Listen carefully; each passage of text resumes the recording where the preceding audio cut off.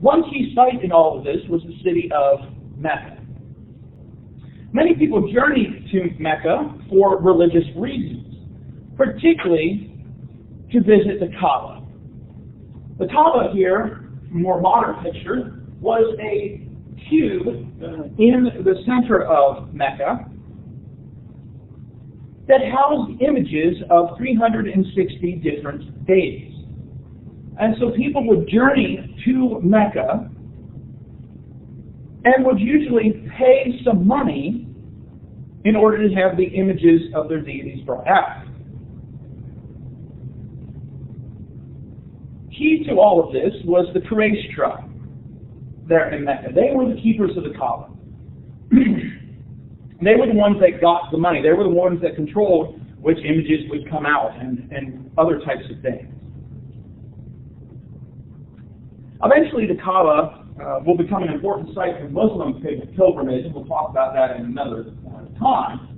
And actually, it will, when Muhammad comes to power, the images of the deities will be purged from it. And they would later claim that it was something constructed by Abraham, the cube representing a perfect shape in the ancient world. Now, having said that it was purged of the deities, you might wonder, or at least you might wonder now, what's inside of it then today? Right. You have all these people, right? These are all people, if you can't make it out, right, that are going to the Kaaba.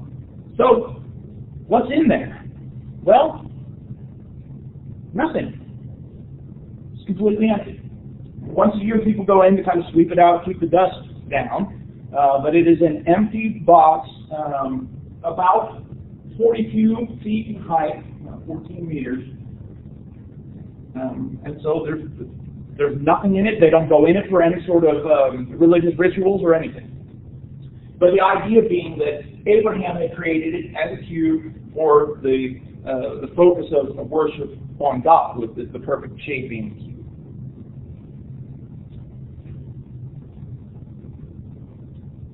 This leads us to beginning to think about the origins of Islam. So we have this stage, right? A lot of division, focused on tribes, polytheistic atmosphere. Now, one of the things that you may have heard from news media over the past 10 years or so is that Muslims do not depict the Prophet Muhammad. And the reason this comes out is in 2006 there was this scandal when a Danish newspaper created some cartoons showing Muhammad doing a variety of horrible things. And then, of course, more recently, a newspaper journal in France doing something similar. And so frequently the news media would say, right, Muslims think it is sinful to depict the Prophet Muhammad. Well, yes and no. This picture is a more contemporary picture of Muhammad from Iran. Certain types of Muslims, Shia Muslims, some Shia Muslims, particularly those that are Sufis, we'll talk more about that another time, have no problems with depictions of Muhammad, right? Because they don't worship Muhammad. Muhammad is not a god in any sort of way. And so they have no problems with depictions of Muhammad.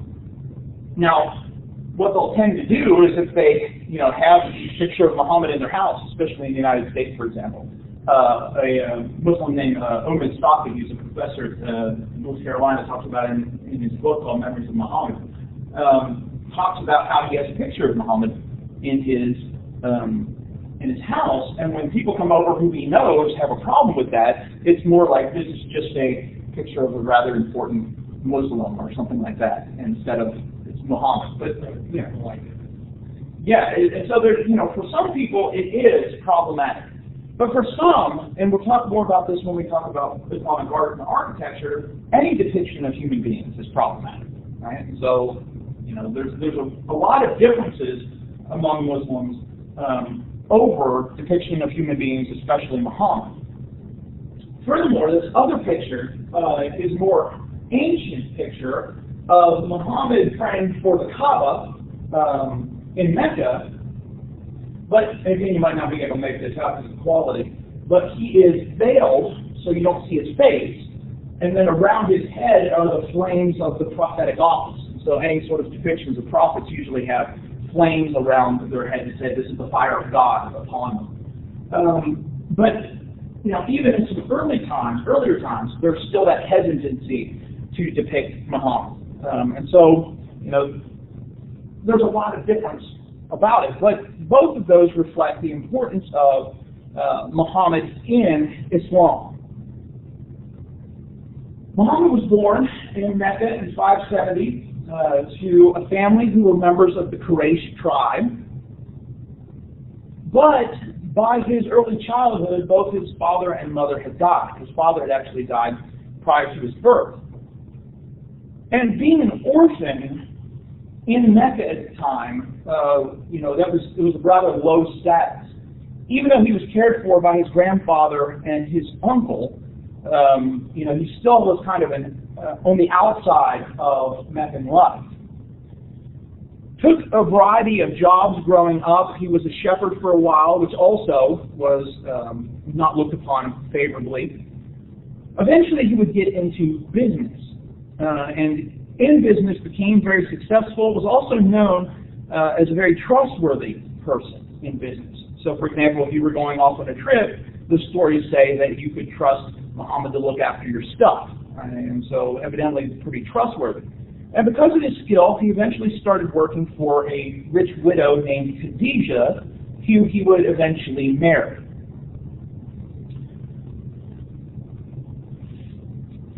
His life profoundly changed in the year 610 during the Islamic month of Ramadan, particularly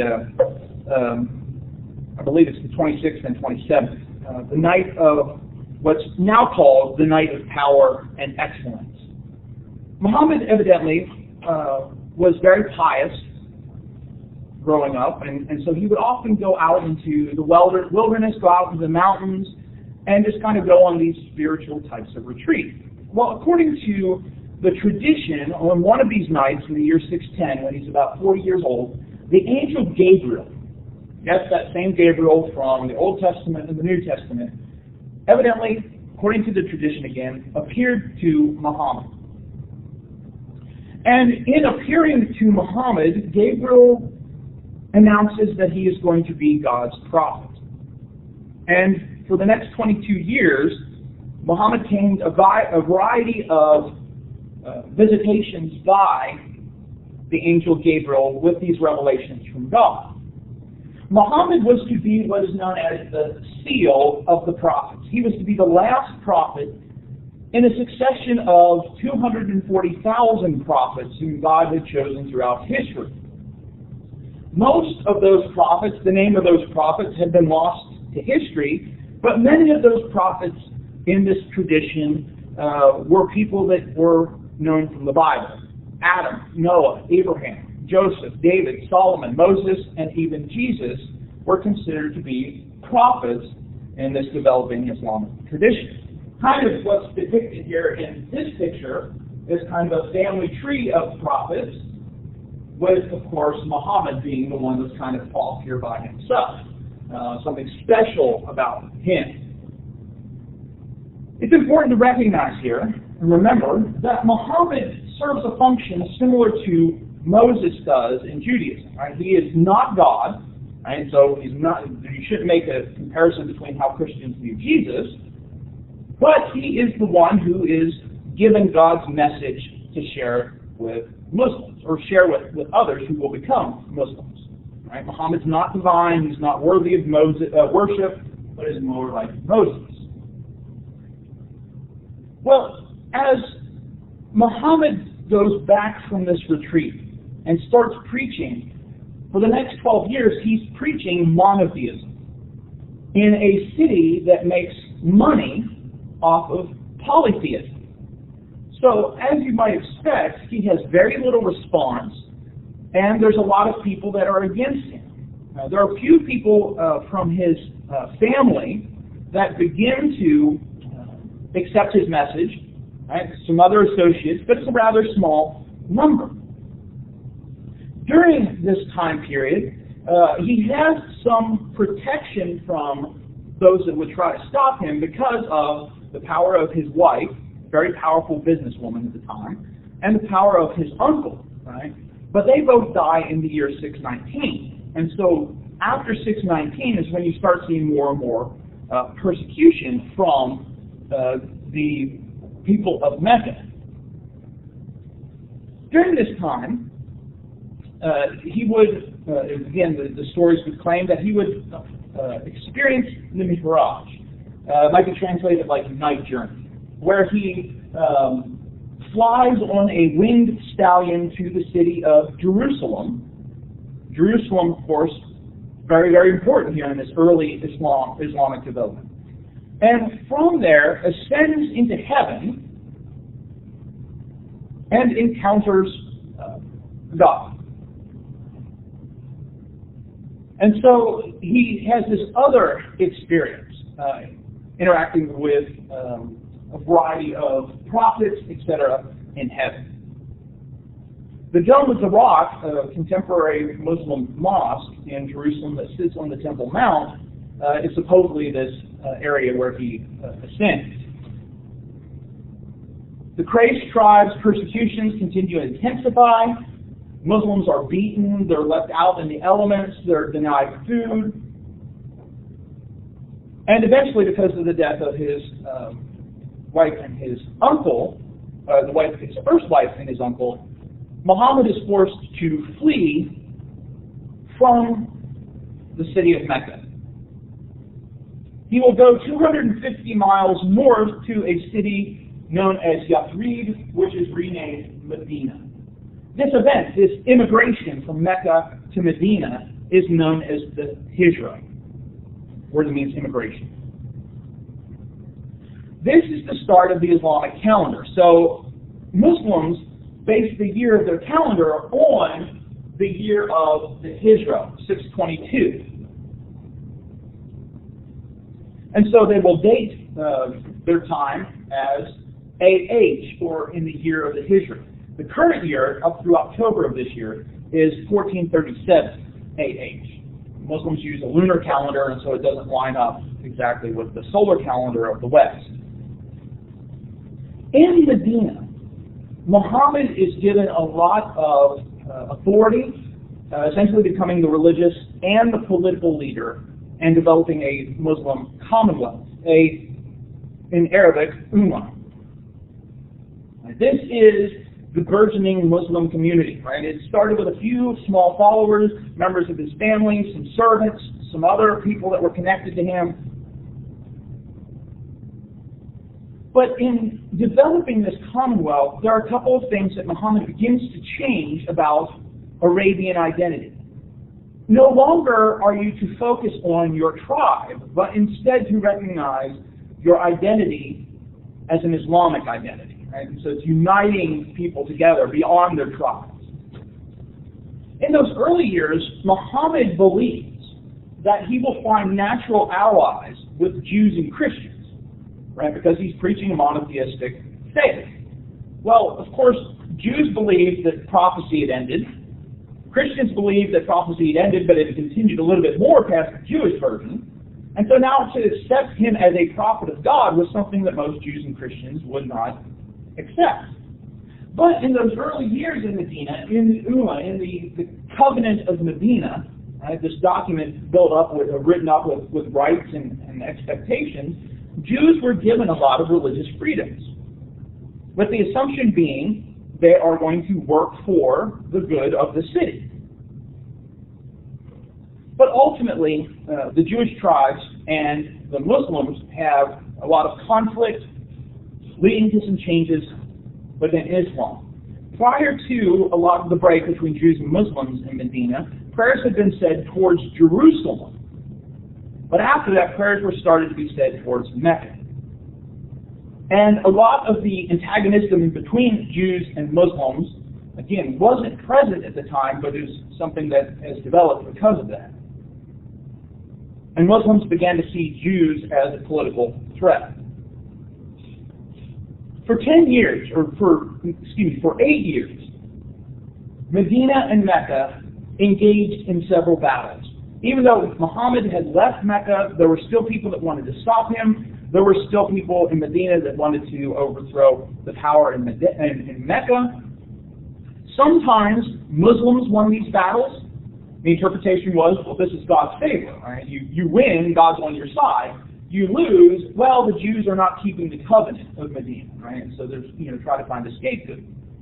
Eventually, in the year 630, Muhammad has amassed an army that is rather large. He marches on Medina, and because of the size of the army, the Meccans give up. There's not even a battle that time. They give up, they surrender. Those Meccans that were willing to submit, who were willing to become Muslims, were given amnesty for any actions prior to that point, and were protected. And it's at that time that he goes into the Kaaba and clears it out. Although there is a tradition that in the Kaaba, out of all those deities, all those images, there were images of the Virgin Mary and Jesus. The others are destroyed. Those are they're not worshipped, but they're saved. They're preserved. But again, that's a story they're not around anymore to know. But it does suggest how important even Mary was in early Islam. There's more said about Mary in the Quran than there is in the New Testament. So she's mentioned more often in the Quran. So there's still that respect, even though there's some very important theological differences between Christianity and Islam, there's still that respect for Mary and for Jesus. Muhammad will die in the year 632, and that death will lead to some developments within Islam that we'll talk about in a little bit. But before that, I want to introduce the Quran.